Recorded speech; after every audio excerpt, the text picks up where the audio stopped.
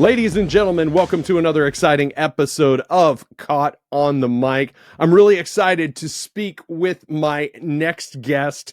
He's a native Georgian, now living in Los Angeles. He's a singer-songwriter.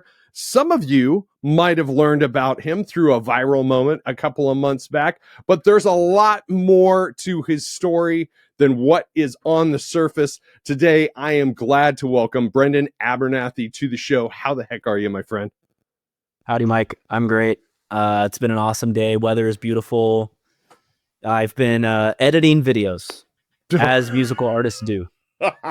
And musical artists and podcasters. I cannot tell you how many hours a week I spend editing episodes. I think I've got like 4 backlogged right now. And are you doing a lot of like chopping and stuff too? Yeah. I hosted a podcast like 6 years ago, and I interviewed people that were like living their dream today, like making their dream happen in the present moment instead of waiting for it to come to them.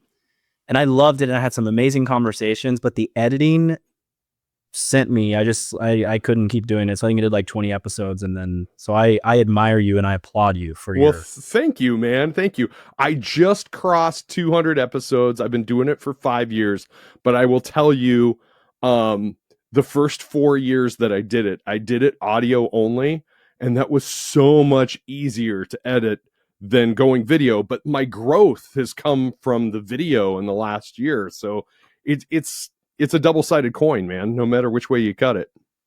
Has it been from like, is that because of short form stuff, or is it because of YouTube, or why has it grown so much with video? It's the long form video, and it's the long form interviews, realistically. Like, and I think, as you probably are aware, being a former podcaster yourself, there's a different sense of emotion and a different sense of authenticity that can be expressed when you're actually watching somebody talk about something as opposed to just listening to it. Does that make sense?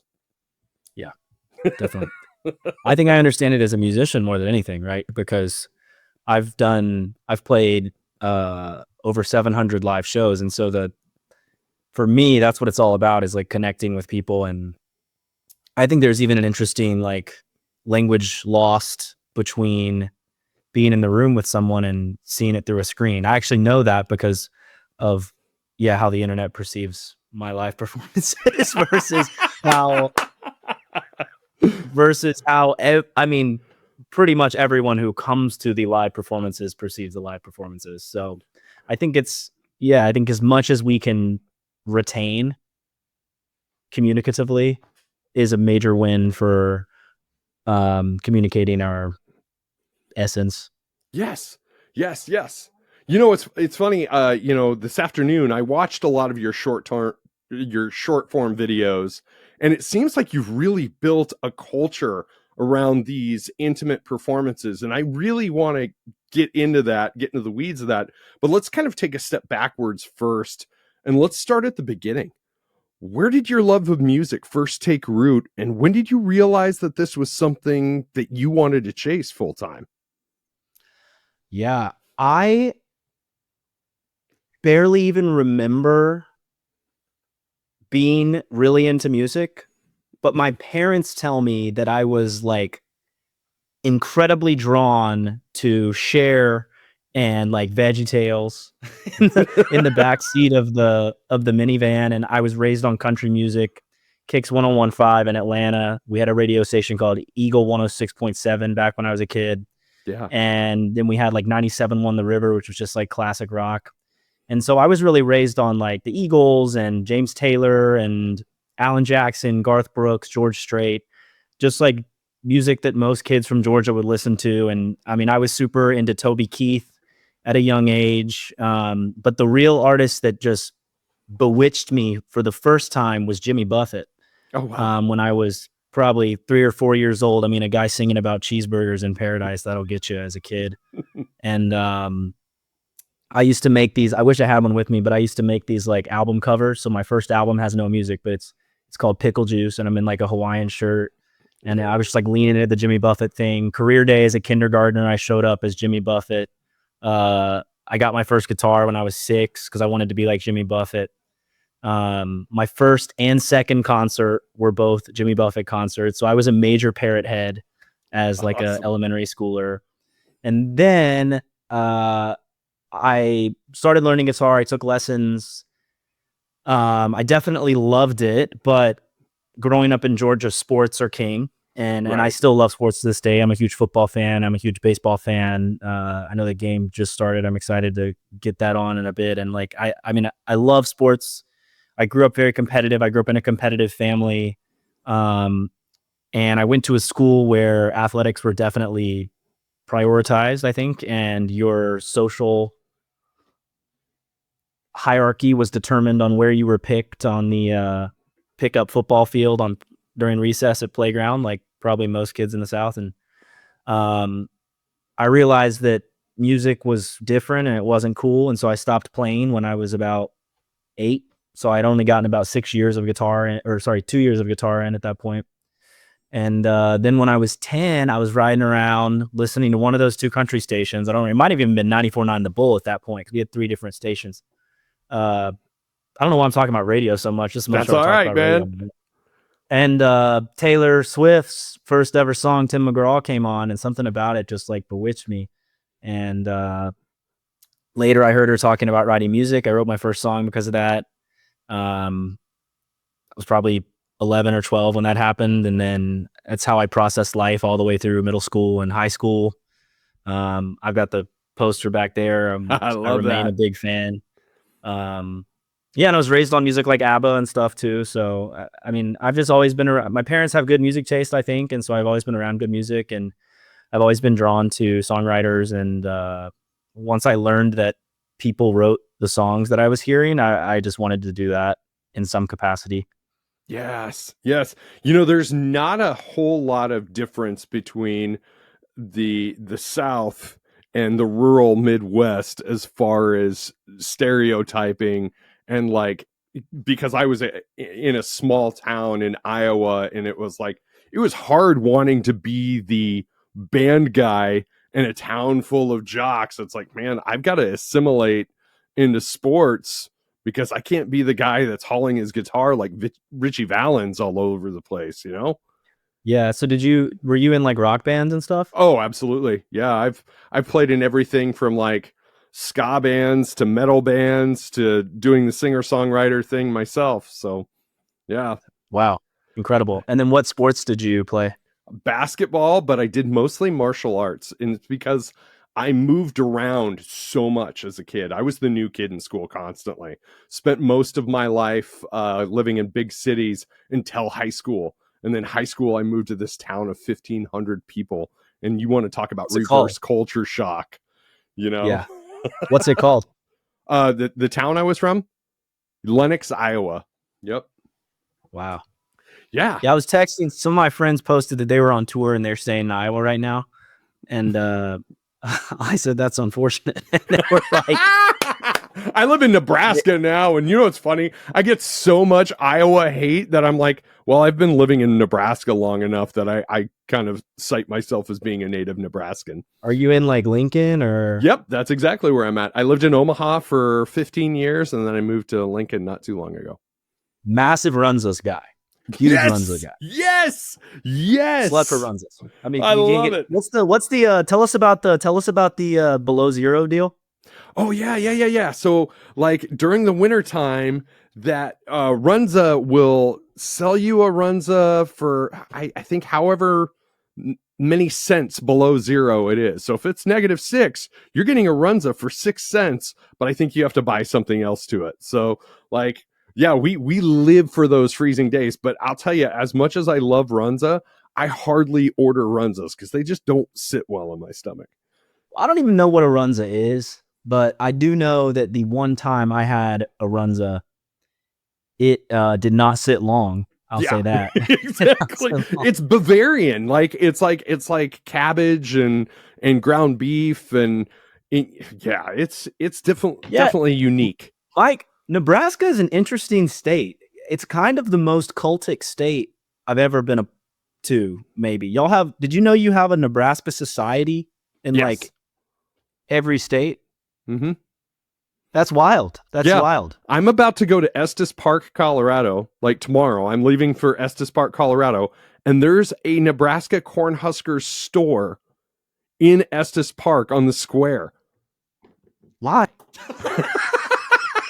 You want to talk about Colts? University of Nebraska football, baby. Oscar, Dylan Raiola, Patrick Mahomes Jr. Yeah. I'm all over that. I'm all over that beef, dude. I'm a Georgia fan, so Dylan Raiola's ChatGPT poem really rubbed me the wrong way when he announced the decommitment for all that NIL money. We won't get into that though. Let's go back to music. Sorry, I can talk.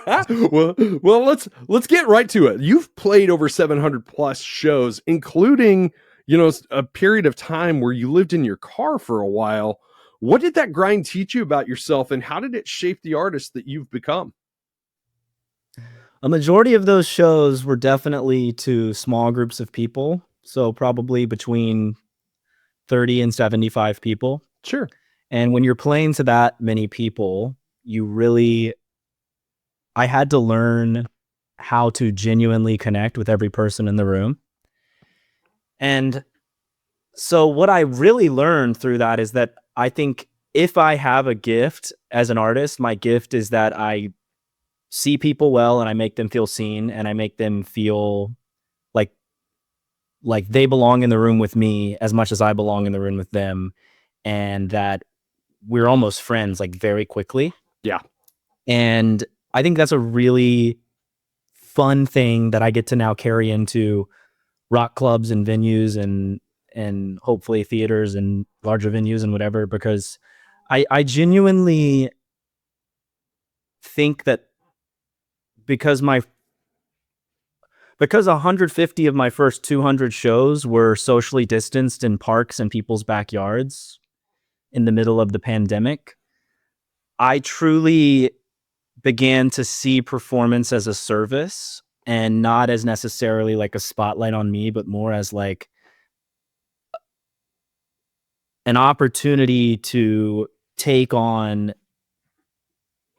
the emotions that people are feeling and open up a door for them to understand them in a different way. And then that leads to like a really cool kind of feeling in the room and really like an awesome unity. And I'm really proud. I think that what I often hear about my shows is that all the people are really kind, and that for however long my set was, people like really forgot where they were and like didn't even really think about their phones. And I think that's a huge, huge win. So living out of my car really taught me to live on a little.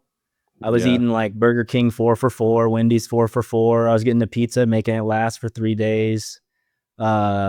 Sleeping on people's couches taught me to like really care about people's story, and that I'm not the main character, but rather that I'm a supporting character and everyone else gets to be the main character. And then when I step on stage, I mean, de facto, you are the main character on stage, but it's really just a continuation of those other two things and learning that like we're all in this thing together. And so the opportunity to really serve from the stage, I think, rooted from playing in backyards and parks for so many shows at the beginning of this thing. Yeah. Yeah, the acts of servitude, or the feeling of servitude, whenever you are in the position that you're in, or even the position that I'm in, because I feel the same way. I feel like whenever I think about why I do this podcast, I think, I'm really, the whole intent after it's all said and done is give people a sense of escapism and connect with people such as yourself and such as somebody that might be watching this or listening to it after the fact, and building relationship outward and using that as an opportunity to create community and make the world a better place. I had a police officer one time, he came to my house because of a noise complaint. And it's when I was playing in rock bands. And, the one thing he suggested to me was like, why don't you go introduce yourself to every single one of your neighbors? Because the best thing that you can do is if you invest in somebody else, they're going to invest in you back. And I kind of gleaned that from how you explained your show performance experience. Yeah, well, I can tell you I've had a lot of cops shut down my house shows for sure. Most of the time, honestly, most of the cops would show up and be like, why did I get called to this? This is like a great wholesome event. Right. But no, you're right. I think what's the Benjamin Franklin thing? Like if you want to make someone your friend, like ask them to do a favor for you. Yeah. I'm very unafraid to ask for favors. I mean, I've slept on over 1,000 couches. And so the funny thing is once I started paying rent somewhere, I really longed to host people. So like I've been on tour for the last 2.5 weeks and I had a friend staying here while I was gone for free. And I think that's like, yeah, I don't know. I think the main thing, I feel like I'm at a very like platitude level right now answering your question. But to get like really specific, I really just learned that like everyone's doing their best and no one has any idea what they're doing. And I think that has affected my art because I don't know what I'm doing. I'm just writing about what I feel, and I'm not trying to like write by a formula anymore. I'm not trying to write for a certain sound anymore. I'm really just writing what I feel and then putting it out. And I've really tried to detach myself from results too, because I mean, I've released 50 something songs and 4 full projects, and none of them have changed my life. So I think as a creative, I've really learned to intrinsically love what I do and love what I'm making. And if it's impacting one person or 2 people or whatever, I think that's worth trying to continue on as long Yes. as I can. I agree with that. I agree with that.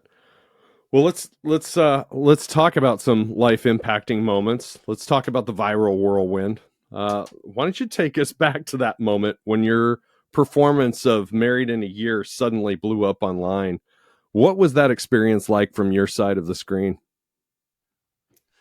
Brutal, totally brutal. I went to a concert last night of an artist I've listened to for a few years, and like I really love her music, and I got to meet her after, and she was like, "Congrats on everything! Like you're crushing it. It's so cool to see you blowing up." And then I was like, "Congrats!" Like I was I was like the laughing stock of the internet. I don't know why that's a congrats. And I was like, you're who I look up to. And she was like, no, you should hear how negative I am to myself too.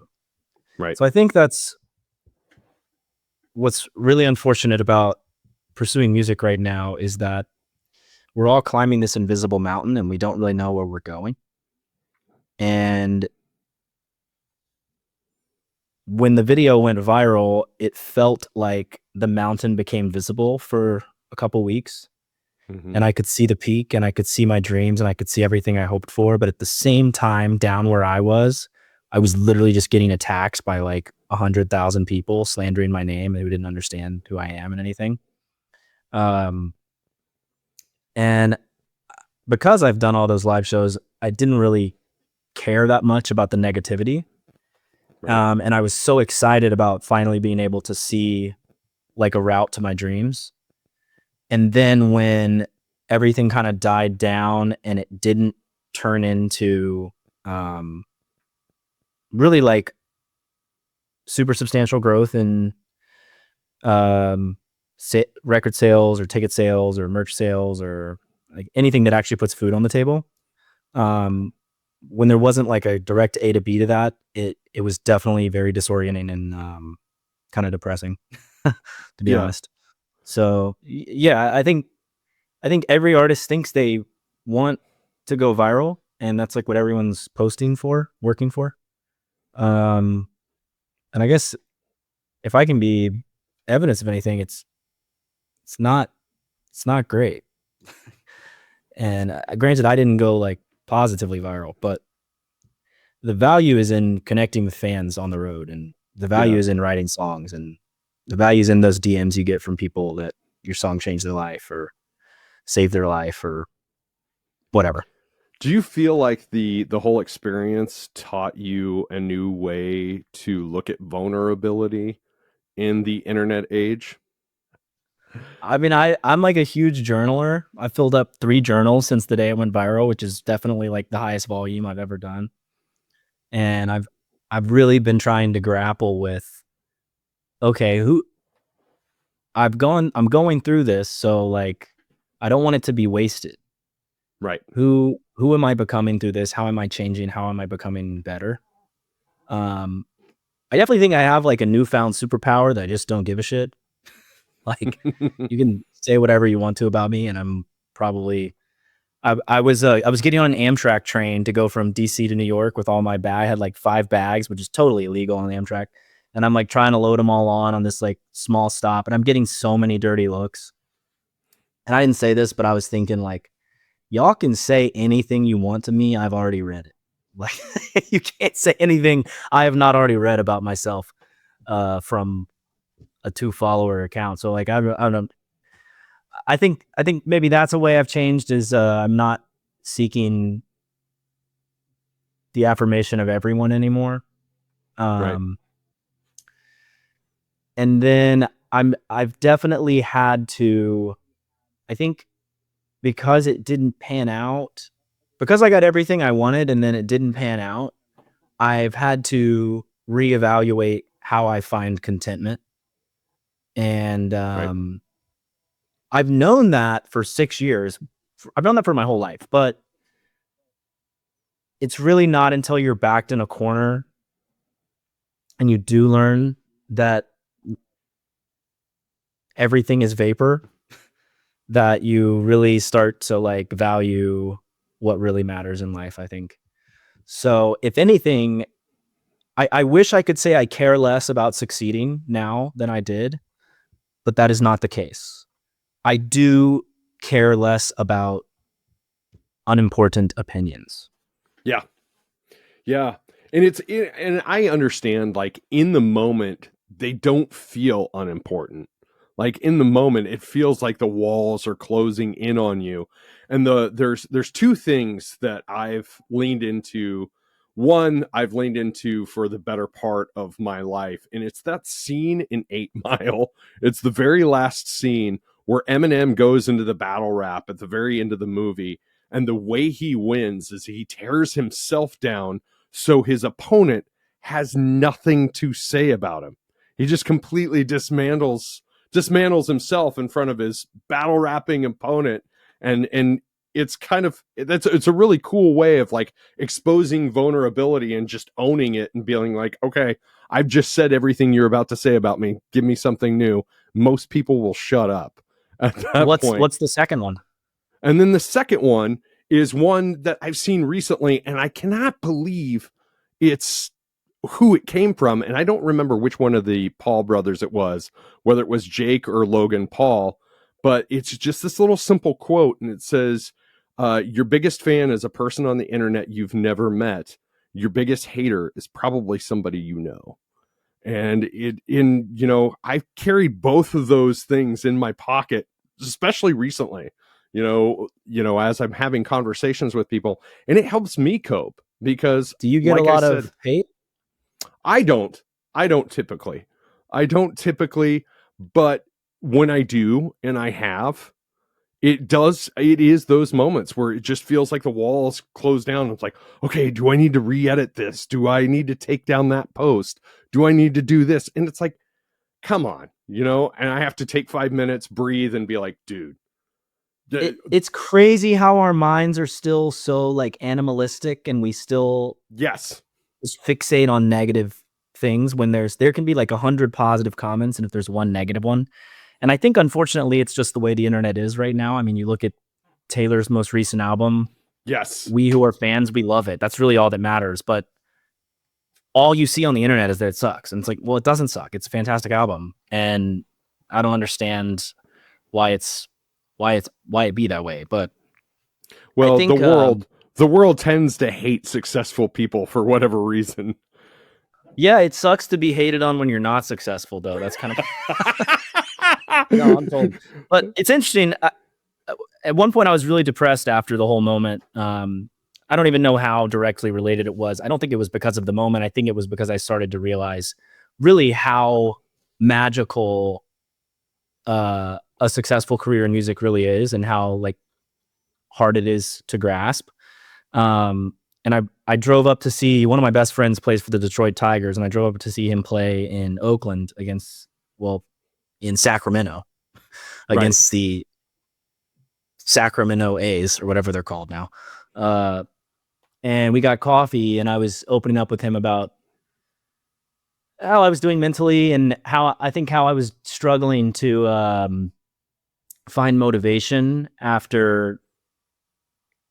I guess if you play 700 shows, if you release 50 something songs, if you post every day for 2.5 years, and then if the moment you go viral, people hate you and think you're funny and not think you're awesome. Anyone who's sane, you have to ask yourself, okay, what's wrong with me? How do I keep going? Do I want to keep going? For me, the answer was, I don't really think anything's wrong with me, just misperception. I do want to keep going. And then, okay, well, what's the point of continuing on if you've done everything right and you're still not succeeding? Which is funny because that's what my album's about. And I really thought the album would like bring healing to that. And then the album just exacerbated the whole problem. But I was asking myself, well, what's the point of working hard? And so I went up and I was asking my friend Jemai, and because he's been in and out of minors and majors for 10 years since we graduated high school. And that's such a grind, man. Like, Yeah. the professional athlete grind is such a grind. And what I really admire about athletes is seemingly they really do not care what people say about them. And they're getting death threats for striking out or missing a PK or missing a field goal, right? And they are just nose to the grindstone. They control what they can control. They do what they can do to win, and they show back up and they stand back up to the plate and they play baseball. And it was really refreshing for me to kind of just like get the crap beat out of me by my friend, like mental crap beat out of me by my friend. And really inspiring. And I think that's one thing that's changed in me too, is now I really do view my work as like kind of how an athlete would view their work. And it's just my job to control what I can control, to do what helps me succeed, to ask myself, do I care about it? And is it helpful? And if I don't care about it, I'm not going to do it. If it's not helpful, I'm not going to do it. And I really learned that from talking to one of my best friends from high school. And I was like, when did you get so wise? Like, what amazing what 10 years in the minors can make you. Like, pretty wise to do that, I guess. Well, let's and then I think one other thing you asked if it's changed my view on vulnerability. Vulnerability has always been like really core to my songwriting and to my performance. And to be mocked for your vulnerability is, to me, all the more evidence to just be more vulnerable. So I'm really trying to figure out how to do that on social media, but it's just like made me double down at the live show level and on podcasts and stuff like that. It's just, I want to be super honest and authentic. And I think Catholic saints are really interesting to me. I don't really know a lot about, I'm not Catholic. I don't know about my beliefs on saints, but Catholic saints are really interesting. And they all have like, they're a saint of something. And I don't think I'm going to be a saint because I suck in a lot of ways. But if I were to be a saint, I'd want to be like the saint of authenticity, vulnerability, honesty. So I love that. I think that's what I'm working for. And I'm not a saint. Just to reiterate before the internet is like, oh, this guy's whatever. Well, since we're talking about sainthood, let's talk about the title of your new album, The Kid Who Got It All Wrong. The title alone says a lot. What does that mean to you personally, and what story are you telling through that record? I'm going to answer you, but I want to hear what it means to you first. The Kid Who Got It All Wrong? Yeah, what do you think that means to you?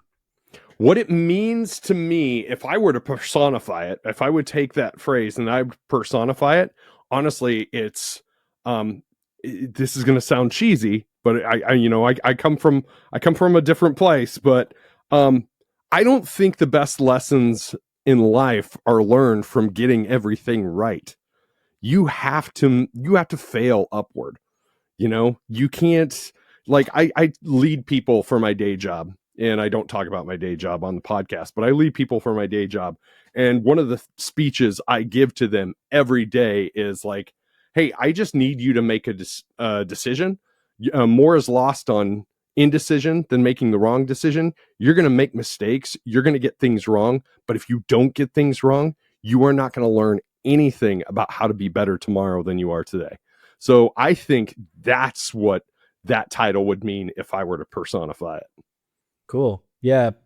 I asked just because I do think there's a lot of poetry in the title, and I think there is. It leads on a lot of different perspectives. For me, I just sang it when I was writing, and I was like, "Is that me?" That's not me. Like I've done everything right. I feel like I've done everything right. I was good at school. I was good at sports. I think I'm good at music. I work hard. Like I'm kind to most people. I try to treat people well. So why do I feel like I got it wrong? And in reality, I feel like I got it wrong because I keep getting rejected. I keep falling short. I keep feeling insufficient. I don't feel like I'm measuring up to who I thought I would become. I don't feel like I'm measuring up to who other people hoped I would become. I don't feel like I'm measuring up to dreams and fantasies and goals I've set in the past. But I've worked really hard to. So that's really weird and confusing. And so when I started, I once I wrote the line, I decided like this is going to be what I explore through the album is why is it that even though I feel like I've done everything right, I still feel like I got everything wrong. And as I began exploring that and playing songs that I'd written for fans and younger people and older people and everything, it's really been convicting, I think, for me to see how many people relate to the feeling that whether you are married and you're in the suburbs or you're living your dream and you still like want what the other person has, and like there's a lot of like I'm able to go, like I'm going to a national park next week to record music. That's so sick. Yeah. And while I'm there, I guarantee you at least 5 times a day, I will think about wishing I had the love of my life with me. Wishing I was married, right? Right. But I also know that my friends who are married and have stable jobs because they're providing for their families, they wish they could be in a national park Monday through Friday. Right. So it really doesn't matter which way you're stuck. You're going to have regret. You're going to feel like you're not getting it right. And so that to me is the kid who got it all wrong. And that's kind of what I'm exploring throughout the 15 songs is just how I've got it wrong in romance and ambition and sports, whatever. So the album itself feels really organic and human, no extra production tricks, no, super polish on it. Was that really important to you to help shape the emotion of the songs and maintain that sense of authenticity? yeah, it was super important to me. I also think this was my debut album, but it's my 4th project I've released. And I just heard so much on the road that like, oh man, I wish your live stuff sounded more, or I wish your recorded stuff sounded more like your live stuff. Right.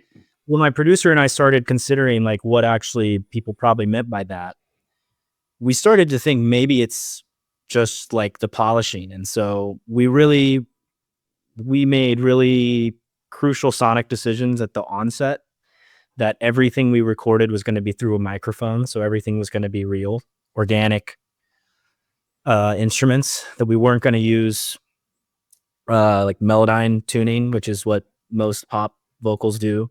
That we were just going to like let the raw vocal be the raw vocal. And those decisions guided everything we did because we really did want the music to reflect the album. Every song feels like it's a bearing of my soul and that my soul's exposed. So I think the best way to do that musically is also to leave everything exposed. Yeah. And I naturally write like really big music. So there are a ton of instruments and pretty much every song is like massive, but they are all built from the foundation of acoustic guitar, banjo, mandolin, violin, piano, bass guitar, vocals. I might have forgotten an instrument, but I think that's like literally the only instruments on the album, which is really rare right now in pop music. And so, yeah, I hope that answers your question. No, it's perfect. That's perfect. So kind of wrapping the discussion about the album up a little bit, a lot of your writing touches on the insecurity, comparison, the pursuit of getting it right. Do you think any of us really get it right, or is the beauty in the mistakes? I mean, One Direction did once famously say that it's the imperfect. You don't. I don't know what I'm trying to quote "What Makes You Beautiful," and I can't think of the lyrics, but uh, I hope we can get it right. I think maybe getting it right is just almost deciding that you got it right. Yeah. Like finding contentment that where we've ended up or where we're going is enough and is sufficient. Yeah. I think those are the two words that, like, enough and sufficient. I've always felt like I'm not enough. I've always felt insufficient. And so that's what drove the album. And if I was most likely to succeed or best to take home to mom and dad or like all these things, and I still feel like I suck, I've got to think most people feel the same way. And when I look at like old 75-year-olds that seemingly have it figured out, it seems like they're just like really content. And they focus on relationships and they focus on the people that they love. And I guess that's probably what, I don't know. I mean, I don't know the answer to your question. That's why I wrote the album. I feel like sometimes people think that the artist like has it figured out. In this case, the artist does not have it figured out. The artist is super confused and still doesn't know the answer to all the questions he asked. That is perfectly okay, because I think I've came up recently with this kind of generational theory in my head. You know, I'm a bit older than you, so I'll throw this out there, and this is kind of where I've landed with things. I think people get to this point where they come into this world and they come into adulthood and they want to see the best out of people. They want to see the best out of their experiences. And somewhere in their 20s, maybe even as late as the early 30s, cynicism kind of starts to seep in. And by the time they get through the 30s, like whether they've agreed to become that way or not, they become fully cynical people. And then they spend the rest of their life trying to undo that cynicism. I know a lot of people that are like, man, I used to think this artist was horrible like 10 years ago. Now I'm this artist's biggest fan. Like if you were to kind of break it down to a pop culture level, right? And it's just because, you know, perception sometimes becomes reality, and reality is sometimes just perception, if that makes sense. For sure. Yeah. I think there's some truth to that cycle. I mean, maybe that's what this did for me, is it like accelerated me through the cynicism. Yep. Because it was so like, I so saw the like horrible side of human nature that I'm like past cynicism. I'm almost like just sad for people and sad for myself. Like because I've been cynical for like 3 years. I've been like, I feel like Larry David everywhere I go. I mean, about everything. You and about 95% of my friend group. Yes.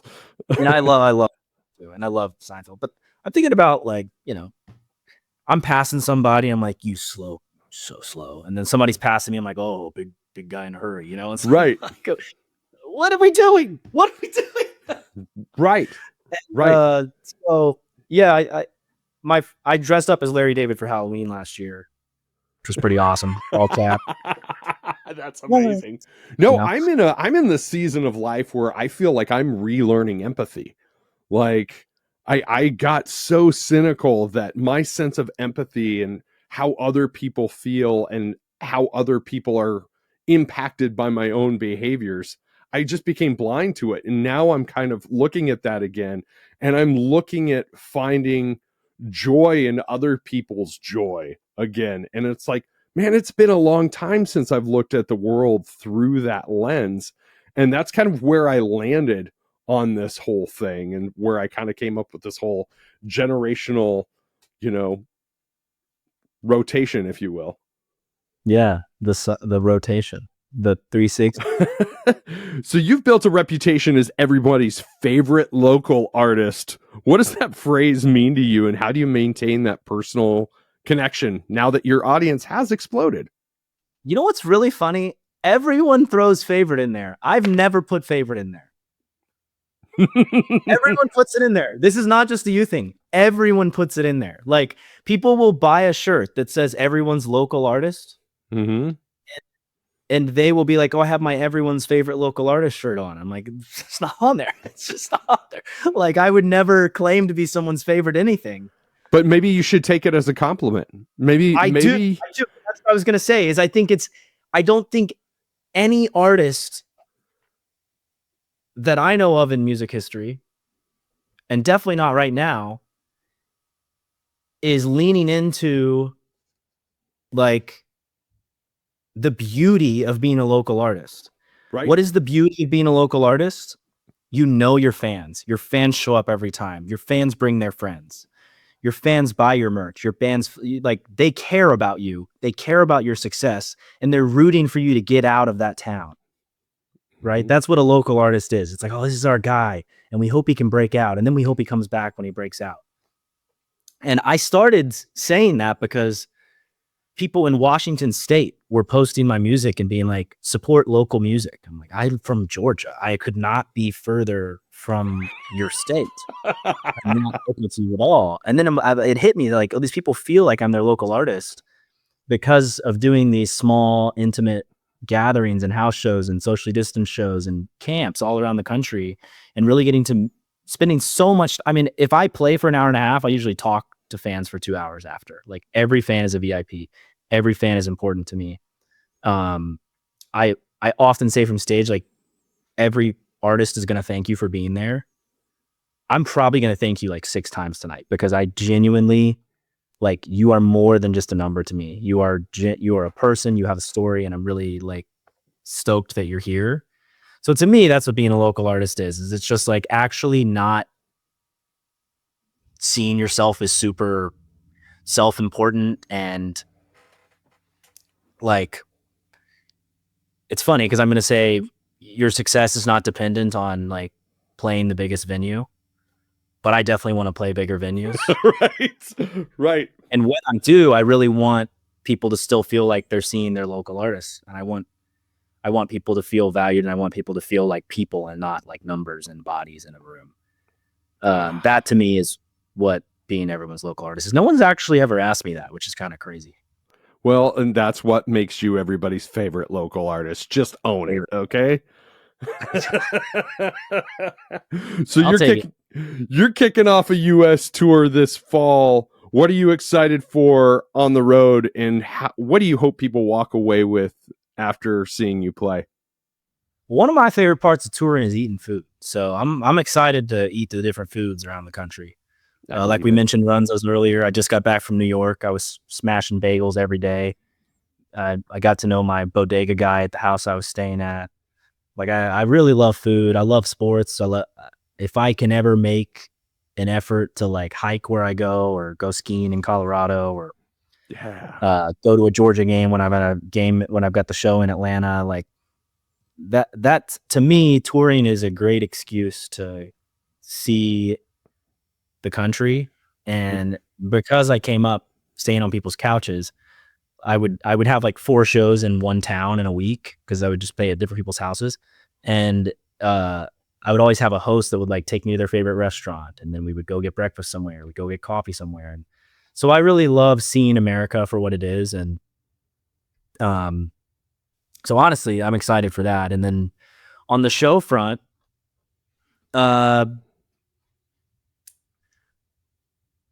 it's hard for me to differentiate. I really just love playing live, and I love performing. And I feel like I sound like I honestly feel like I'm a quarterback right now that's like giving you a political answer. No, that's like, perfect. Oh yeah, played great. Yeah, offensive line played really well. You know what I mean? But I don't really know how to explain to you, other than going back on what I've said several times, which is I love connecting with people. Maybe this tour I won't sweat as much. That would be a big win if I can do that. I'm excited to play the songs now that they're out. Hopefully people know the words. It's always fun for people to know the words. Yeah.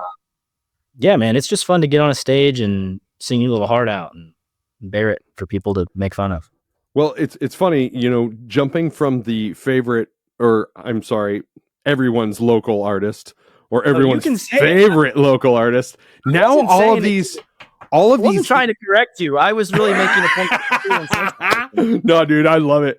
But all of these places that you've been to before, you talked about the different restaurants, the different eateries, and all these experiences. It sounds like every time you go to a city, you make it a point to experience that city, that place.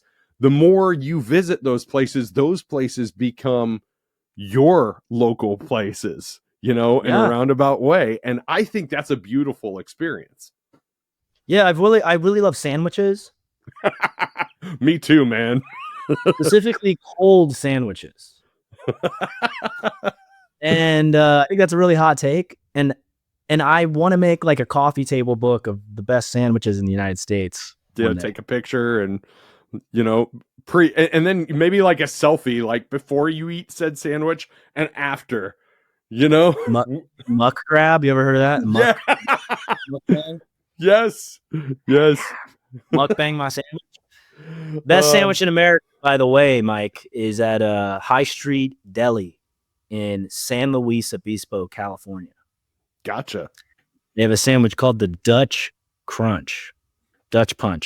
One of them's the bread, one of them's a sandwich. I don't know. It's a fantastic sandwich. I have driven, it's a 3-hour drive from here. I have made the drive 4 separate times just for the sandwich. Oh my goodness. Oh, I love it. Well, man, I have really enjoyed our conversation. I've enjoyed getting to know you. I honestly, I feel like we could call each other friends after this is all said and done. So my closing question, I ask everybody this question because I absolutely love the diversity of answers that I get. And given your experiences, good, bad, ugly, otherwise, what's your advice for making the world a better place tomorrow than what it is today? Oh, the world? That's right, sir. The whole world? Yep.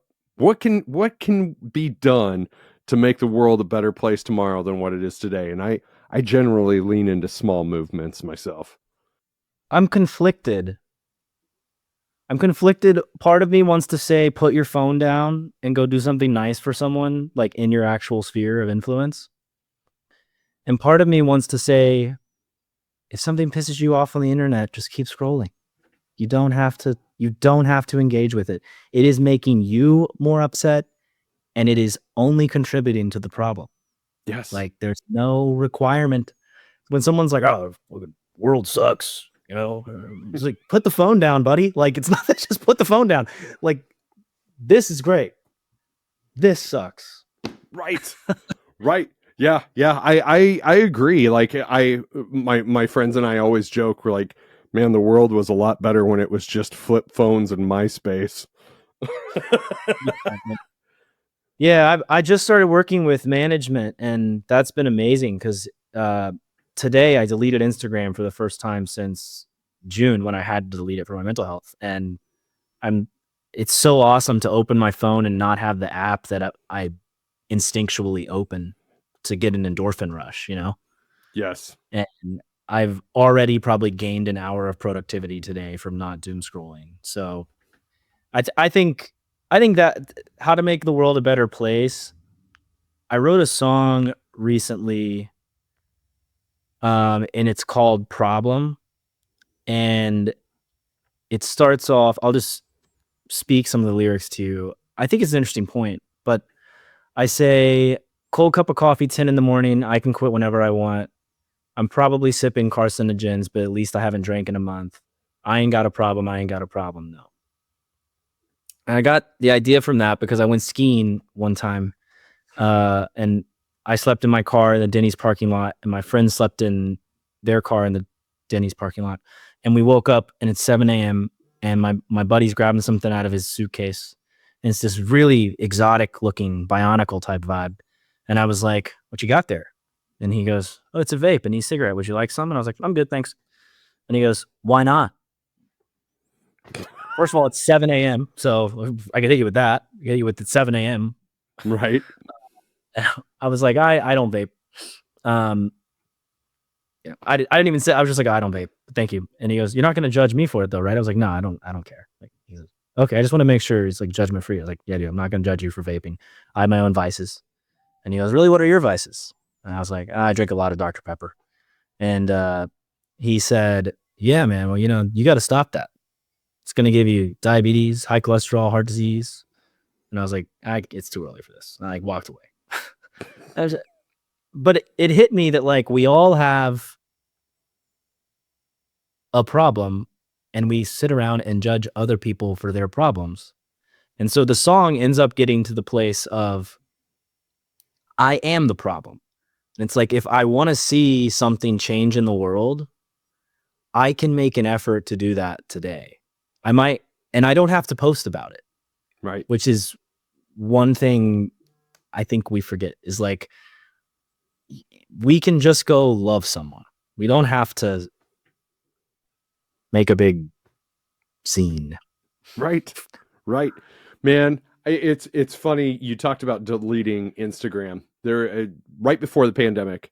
I've talked about this on the show before, but December 2019, I took this challenge. I was listening to this book and gosh, wish I could remember the author. Anyways, I was following the author online and he threw out this challenge to log off all of your social media from Christmas Eve until the day after New Year's, until January 2nd. I did it. And the first thing that I found myself doing when I logged back on was unfollowing, deleting, unfriending, just cleaning house, because that absence made me realize the toxic triggers that I had in my life from the doom scrolling and the stuff that I was reading, the stuff that I was party to, the stuff that I was witness to. And honestly, I recommend it for anybody. Like, take a social media sabbatical for a short period of time or occasionally and watch your life improve. It is insane. Funny that the podcast guy that's going to put this on digital platforms says that, right? No, I mean, we're all hypocrites. Man, I don't have social media, but I'm still posting. I'm still contributing to the problem. I'm not. Yeah. I'm getting out of it myself. I don't. I think it's funny. I was texting with a friend today. I want to hear your opinion on this, Mike. And he was saying, he was like, I just got back from Italy. It's such a vibe. Everywhere you look, it feels like it's AI generated and the food is so healthy. I could eat a whole pizza and a plate of pasta and not feel bloated. It was great. And the lifestyle in general is so beautiful and slower and more peaceful. You can do honest work in the same village for your entire life and still be able to own a home, provide for your family, and be respected by everyone around you. And I said, man, how I secretly long to own a little shop in a little town with my little wife and have some little kids and lead a little life. And my friend said, yeah, same. It's a shame we have to achieve something big before we think we deserve the small. This is like a casual text conversation. Shout out not being on social media. Right. But like, isn't that interesting about it? But it's the truth. America. Yeah, you feel like you have to do something big. It's the absolute truth. And it's funny. He mentioned being in Italy. There's a small town in Italy, and I think I watched it on Parts Unknown with Anthony Bourdain at one time or another. But there's a small town in Italy that has the highest life expectancy of any other city in the world. And I think it is very much attributed to that. It's slowing down, like realizing that not everything has to be the biggest, the best, the baddest, and just living life, Oh, I want that. I want to believe, I want to actually live that way so badly, but I so badly want to, sell out Red Rocks and make an album that's going to change the world. And, I wish I was in a place where I could just move to a ski town and be an actual local artist and be happy. Well, small movements lead to big results, my friend. Brendan, why don't you tell my audience where they can find your music and you online, where they can follow you? Okay, everyone. My name is Brendan Abernathy. You can find my music wherever you listen to music under Brendan Abernathy. That's BrendanAbernathy. I'm sure it'll be in the show notes. My most recent album, The Kid Who Got It All Wrong, is out. I have 3 shows left in 2025. Denver, or LA, Denver, and Atlanta. Pull up. It's a great show, I promise. If you come and you don't enjoy it, I will give you a $20 bill on your way out. That's a standing offer to all shows. And on social media, Brendan Abernathy. It's my name. Love it. Man, I have had so much fun just hanging out with you. Doors open for you to come back at any time, my friend. Thank you. Appreciate it. It was a fun chat. Thanks for asking great questions and being curious and sharing some of your perspective as well. Oh, I love it, man. Brendan Abernathy, the world is a much better place with you in it. Thanks for doing the show. Thanks, Mike. Peace out.